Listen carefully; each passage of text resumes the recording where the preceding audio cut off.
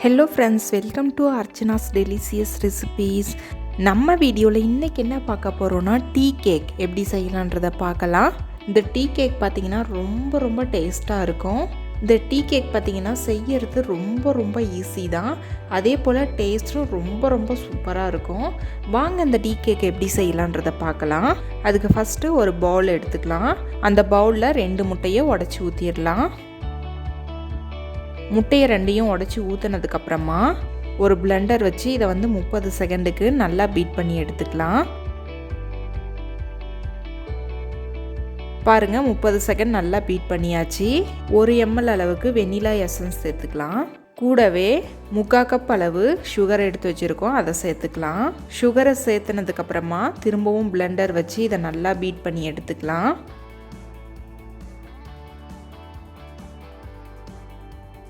சுகரை ஆட் பண்ணதுக்கப்புறமா ஒரு 2 நிமிஷத்துக்கு நல்லா பீட் பண்ணிக்கோங்க.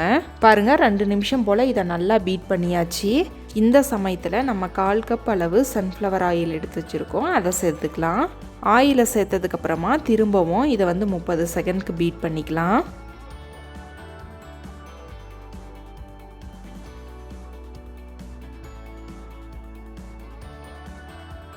இப்போ நம்ம 30 செகண்ட் போல் நல்லா பீட் பண்ணியாச்சு. இந்த ஸ்டேஜில் நம்ம மாவு பொருட்கள் எல்லாத்தையும் சேர்த்துடலாம். அதுக்கு ஒரு சல்லடை இது போல் வச்சுக்கோங்க. அதில் 1 கப் அளவு மைதா மாவு சேர்த்துக்கலாம்.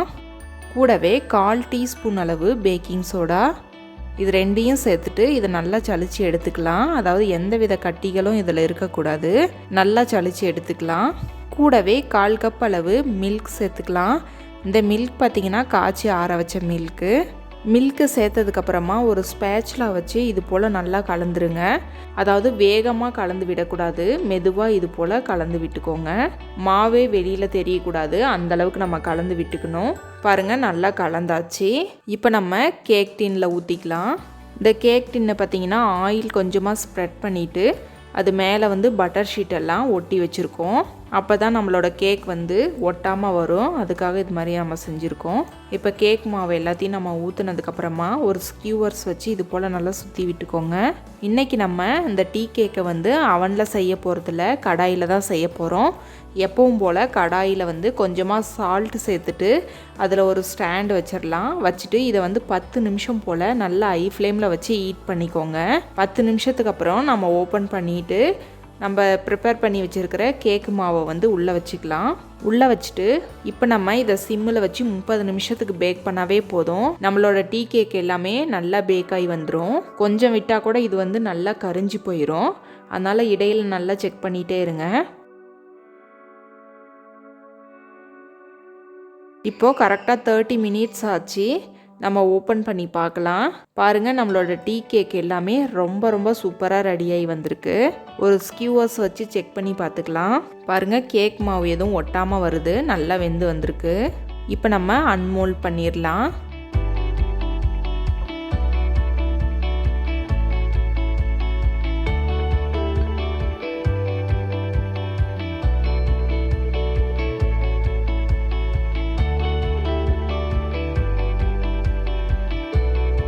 பார்த்தீங்கன்னா தெரியும், நம்மளோட டீ கேக் எல்லாமே ரொம்ப சாஃப்டாக ஸ்பாஞ்சியாக ரெடியாகி வந்திருக்கு.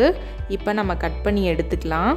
இப்போ நம்ம கட் பண்ணி பார்க்கலாம். நம்மளோட கேக் எல்லாமே எந்த அளவுக்கு சாஃப்டாக வந்திருக்குன்னு பாருங்கள்.